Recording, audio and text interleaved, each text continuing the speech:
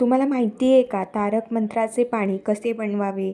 त्यासाठी आपल्याला लागेल 1 ग्लास भरून पाण्याचा ग्लास. कोणताही घेऊ शकता, काचेचाही घेऊ शकता किंवा स्टीलचाही घेऊ शकता.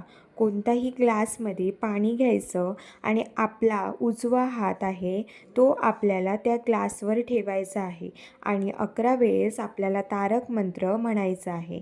तुम्ही 11 वेळेस तारक मंत्र म्हणायचा आहे. ग्लासवर हात ठेवू शकता.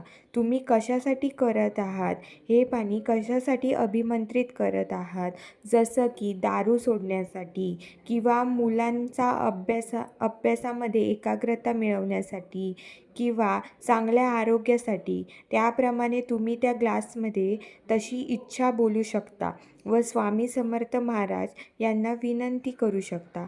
भिवू नकोस, मी तुझ्या पाठीशी आहे. श्री स्वामी समर्थ.